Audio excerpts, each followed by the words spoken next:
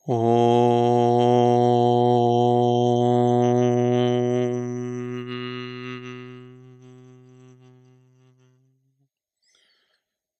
శ్రీకృష్ణ పరబ్రహ్మణే నమః. మనం శివమానస పూజలోని 4వ శ్లోకంలో ఆత్మాత్వం గిరిజామతి అనే పదాల అర్థం గురించి చర్చించుకున్నాము.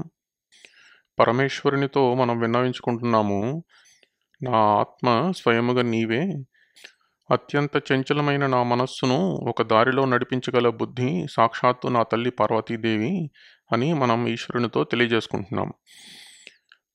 తర్వాతి పదము సహచరాహ ప్రాణాహ, అంటే ఎవరైతే ఈశ్వరునితో కలిసి ఉంటారో, అంటే రుద్రగణములు, గణాధిపతి అయిన వినాయకుడు, కుమారస్వామి, నంది మొదలైన వాళ్ళందరూ ఉంటారు కదా ఈశ్వరునితో పాటు సహచరులు. వారు ఈశ్వరుడు ఎక్కడ సంచరించినా వాళ్ళు కూడా ఈశ్వరునితో పాటే సంచరిస్తుంటారు. వారు ఈశ్వరాజ్ఞానుబద్ధులై ఈశ్వర కార్యనిర్వహణకై పనిచేస్తూ ఉంటారు. అయితే ఆ సహచరులు ఇక్కడ ఎవరు అంటే, మనం ఆత్మ నీవే అని చెప్పాం కదా, మరి ఆ సహచరులు ఎవరు అంటే మన ప్రాణములు అంటున్నారు జగద్గురు ఆదిశంకరాచార్యులు. ప్రాణంతో ఉన్నాము అంటేనే మనం జీవించి ఉన్నామని అర్థం. మరి ఆ ప్రాణము అనేది మన శరీరంలో ఎక్కడ ఉంటుంది? మన శరీరంలో ఆ ప్రాణం యొక్క పాత్ర ఏమిటి, అది ఎలా వ్యవహరిస్తుంది అనేది మన సనాతన ధర్మం విశ్లేషించి, ఈ ప్రాణము అనేది పంచప్రాణములుగా, వాటికి మరొక పంచ ఉపప్రాణములుగా మన శరీరంలో వ్యవహరిస్తుంటుంది అనేది మన ధర్మం మనకు తెలియజేసింది. ఈ పంచప్రాణములను మొదట చూస్తే అవి ప్రాణ, అపాన, సమాన, వ్యాన, ఉదాన అనే వాయువులు అన్నమాట. ఈ ప్రాణవాయువు అనేది మనం ఊపిరి తీసుకుంటాం, ఊపిరి వదులుతాం కదా, ఆ ప్రాణవాయువు అనమాట. మనం ఊపిరి తీసుకుంటాము, ఆ ఊపిరి మన శరీరంలోకి ప్రవేశిస్తుంది. ఆ ఊపిరి ద్వారా మన ఉనికికి కావలసిన శక్తి మన శరీరం గ్రహిస్తుంది. అలాగే అపాన వాయువు అంటే అది మన మలమూత్ర విసర్జన చేసేటప్పుడు వెళ్ళే వాయువు, అది మన మలమూత్ర విసర్జనకు ఉపకరిస్తుంది.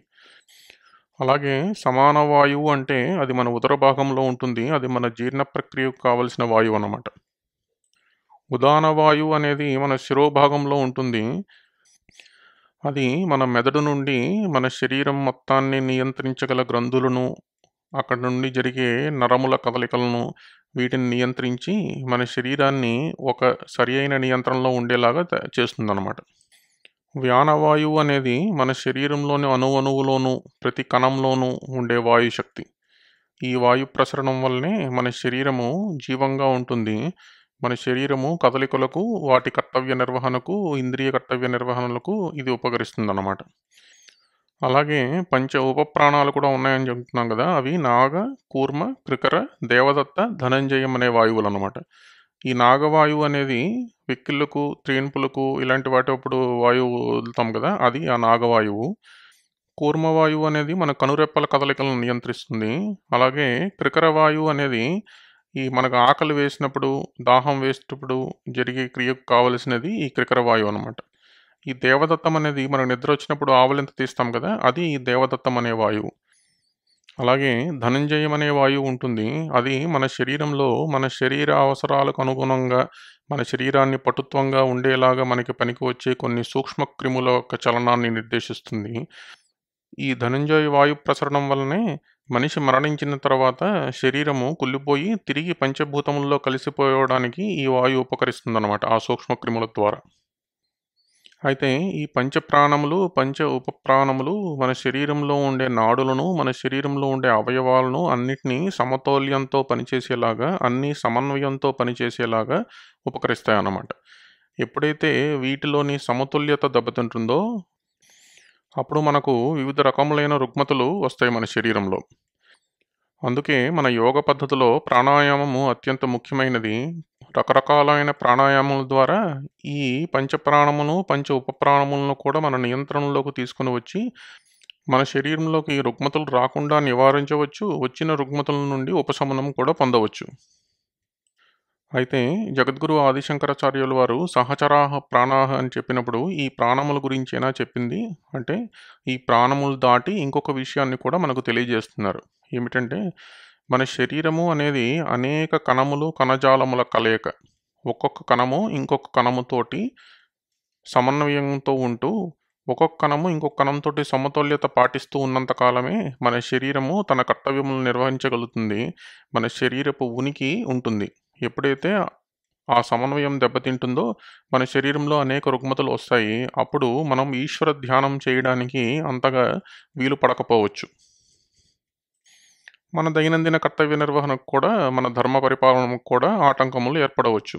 కాబట్టి ఈ రుద్రగణములు ఎవరైతే ఈశ్వరాజ్ఞానుబద్ధులై ఈశ్వరుని కార్యములు నిర్వర్తిస్తుంటారో వారు మన ప్రాణములు.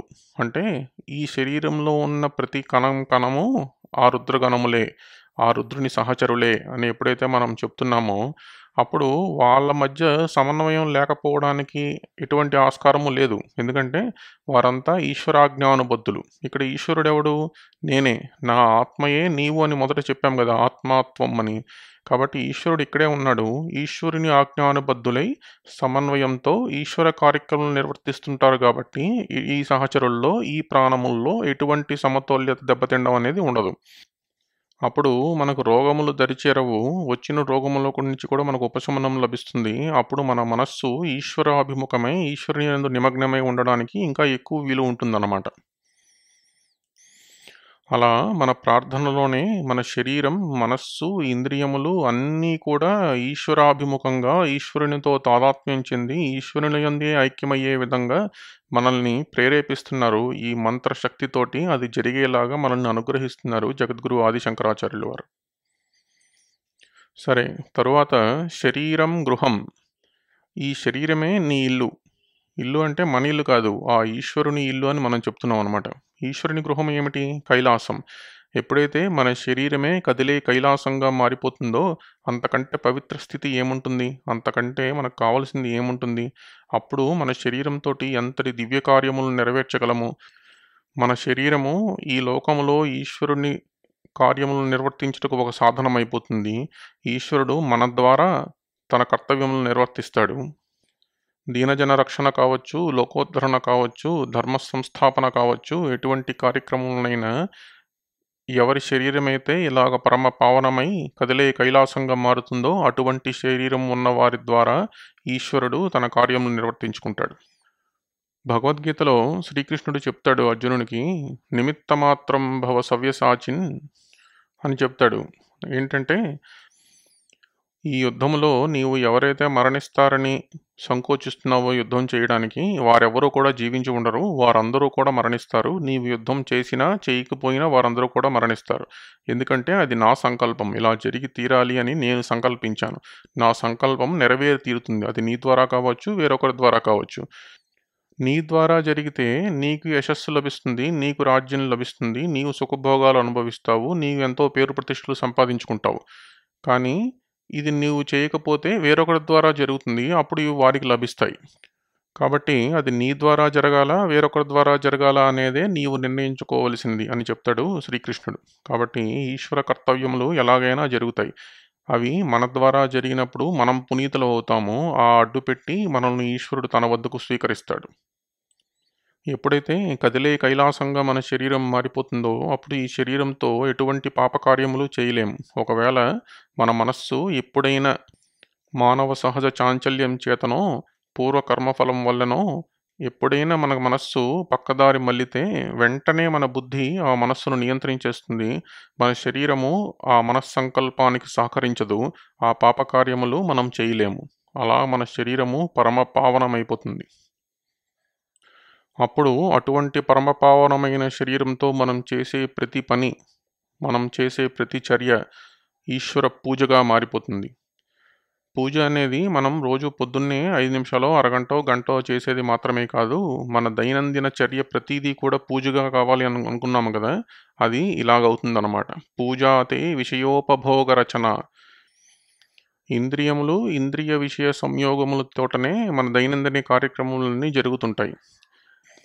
ఈ జరిగే ప్రతి చర్య కూడా నీ పూజగానే స్వీకరించు పరమాత్మ అని మనం పరమేశ్వరుణ్ణి వేడుకుంటున్నాం అన్నమాట.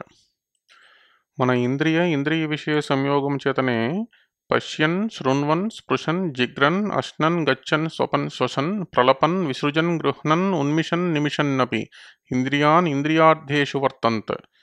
ఇంద్రియములు ఇంద్రియార్థములయందు సంచరించడం వల్లనే ఇవన్నీ జరుగుతున్నాయి. మనం చూసినా, విన్నా, మాట్లాడినా, ఏదైనా స్వీకరించినా, విసర్జించినా కదిలినా ఏం చేసినా చేయకపోయినా సర్వము సమస్తము ఇంద్రియ విషయ సంయోగము. ఆ ఇంద్రియ విషయ సంయోగముతోట జరిగే ప్రతి కార్యము కూడా నీ పూజయే అని మనం విన్నవించుకుంటున్నాం అనమాట. మనం ప్రతి క్షణం పూజలో ఉండలేము. మనం ప్రతి క్షణము ఈశ్వర ధ్యానంలో ఉండలేకపోవచ్చు. అయినా ఇలా మనం ఎప్పుడైతే ఆత్మాత్వం గిరిజామతి సహచరాహ ప్రాణాహ శరీరం గృహం అనే స్థితికి చేరుకుంటామో అప్పుడు మనం చేసే ప్రతి పని కూడా ఈశ్వరి పూజగా మారిపోతుంది. అప్పుడు మన జీవితమే ఒక పూజగా మారిపోతుంది. అంతకంటే ఉన్నత స్థితి ఏమైనా ఉంటుందా? నిద్రా సమాధి స్థితి.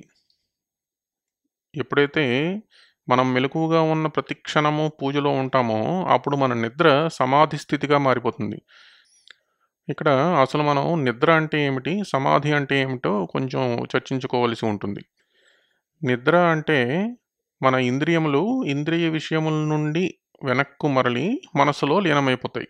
కాబట్టి నిద్రలో మన ఇంద్రియములు ఏవి పనిచేయవు. ఎవరైనా మనం పిలిచినా మనకు వినపడదు. మనకేమీ కనపడదు. ఎవరైనా మనం ముట్టుకున్నా మనకు తెలియదు. కానీ మన మనస్సు లయమైపోతుందా? మనస్సు లయం అవ్వదు నిద్రలో. అందుకే మనకు నిద్రలో కలలొస్తుంటాయి. అంటే మన మనస్సు అప్పుడు కూడా క్రియాశీలకంగానే ఉన్నది. మరి కలలో కూడా రాని గాఢ సుషుప్తి అనే స్థితి ఉంటుంది కదా నిద్రలో. అప్పుడు మన మనస్సు లయమైపోతుందా అంటే, అప్పుడు మన మనస్సు లయమైపోతుంది. ఎందులోకి లయమైపోతుంది? మన మనస్సు మన బుద్ధిలోకి, మన చైతన్యంలోకి అంటే మన ఉనికిలోకి లయమైపోతుందనమాట. అలా లయమైపోయినప్పుడు గాఢ సుషుప్తిలో ఉంటాం. అప్పుడు మనస్సుకు కూడా విశ్రాంతి కలుగుతుంది. అందుకే మనం ఎప్పుడైతే గాఢ సుషుప్తి స్థాయిలో ఎక్కువసేపు గడుపుతామో అప్పుడు మన మనస్సుకి విశ్రాంతి కలిగి మనం సుఖనిద్రపోయాము అని మనం అనిపిస్తుంది. మనం పొద్దున్నే లేచేటప్పటికి ఎంతో ఉత్సాహంగా లేస్తాం.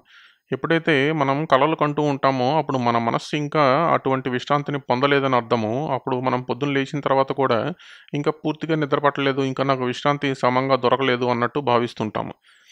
అయితే ఈ గాఢ సుషుప్తిలో మన మనస్సు ఆ చైతన్యంలో కలిసిపోతుంది అనుకున్నాం కదా! మళ్ళీ తిరిగి మనం ఎప్పుడైతే మేలుకుంటామో అప్పుడు మన మనస్సు ఆ చైతన్యం నుండి మళ్ళీ బయటకు వచ్చేస్తుంది. మరి సమాధి స్థితి అంటే ఏమిటి? సమాధి స్థితి అంటే ఎప్పుడైతే ఆ చైతన్యము కూడా అంటే నామరూపాత్మకమైన ఈ శరీరం యొక్క ఉనికి కూడా ఈశ్వర చైతన్యంలో లీనమైపోతుందో, ఈశ్వర చైతన్యంతో తాదాత్మ్యం చెందుతుందో అది సమాధి స్థితి అన్నమాట. ఈ సమాధి అనేది ఒక లుప్త చేతనావస్థ కాదు. అంటే అక్కడ ఎటువంటి క్రియ లేదు అనే అవస్థ కాదు. అది అత్యంత శక్తివంతమైన ఒక అవస్థ. అది ఎలాగంటే పరమాత్మ అనంత శక్తి స్వరూపుడు. ఆ అనంత శక్తి స్వరూపంలోనే మన జీవాత్మ అనంత సాగరంలో ఒక బిందు ప్రమాణంలో ఉండేంతగా సంచరిస్తూ ఉంటుంది. కానీ ఈ అనంత సాగరము ఆ బిందువుకు ఎప్పుడూ అందుబాటులోనే ఉంటుంది. అనంత సాగరంలో ఉన్న శక్తి ఆ బిందువులో సూక్ష్మ రూపంలో ఉంటుంది. ఎప్పుడైతే ఈ సమాధి స్థితికి మనం వెళ్తామో అప్పుడు ఈ అనంత సాగరము యొక్క శక్తి మనలోకి ప్రసరిస్తూ ఉంటుంది. దాని వలన ప్రేరేపితమై మన శరీరము నూతన ఉత్తేజంతో భాసిల్లుతూ ఉంటుంది. అందుకే సమాధి స్థితి అనుభూతంలో ఉన్నవారిని మనం దూరం నుంచే కనిపెట్టవచ్చు. వారి ముఖము దివ్య తేజస్సుతో భాసిల్లుతూ ఉంటుంది. వారిని చూడగానే మనలో కూడా ఏదో నూతనోత్తేజము వచ్చినట్టు అనిపిస్తూ ఉంటుంది. కాబట్టి నా నిద్ర అటువంటి సమాధి స్థితి ఈశ్వర అని మనం ఈశ్వరునికి తెలియజేసుకుంటున్నాం. కాబట్టి ఇప్పుడు ఏమైంది? మనం మెలకువగా ఉన్నంతసేపు చేసే ప్రతి చర్య కూడా అంటే ఇంద్రియ విషయ సంయోగముల ద్వారా చేసే ప్రతి పని కూడా నీ పూజయే అని చెప్పాము. మరి మనం నిద్రించి ఉన్నప్పుడు ఆ నిద్ర సమాధి స్థితిగా అభివర్ణిస్తున్నాము. ఆ నిద్ర ఎప్పుడైతే సమాధి స్థితి అవుతుందో అప్పుడు ఈ జీవాత్మ ఆ పరమాత్మతో ఏకీకృతమై ఉన్నట్టు. కాబట్టి మనం మెలకువగా ఉన్న సమయము, మనం నిద్రలో ఉన్న సమయము సర్వము సమస్తము ఈశ్వర తాదాత్మ్యంలోనే ఉన్నట్టు లెక్క. అది పూజ అంటే. అది ఈ మానస పూజ యొక్క లక్ష్యము. ఈ మానస పూజ యొక్క ఉద్దేశ్యము. ఇంతగా 24 గంటలు తాదాత్మ్య స్థితిలో ఉండడం అనేది ఇంకే పూజా విధానంలోని సాధ్యము కాదు. అది మానస పూజా విధానంలోనే సాధ్యము. కాబట్టి ఈ శివమానస పూజా సాధన ద్వారా మనము పూజలోని అత్యున్నత శిఖరాగ్ర స్థితికి మనం చేరుకుంటాం అన్నమాట.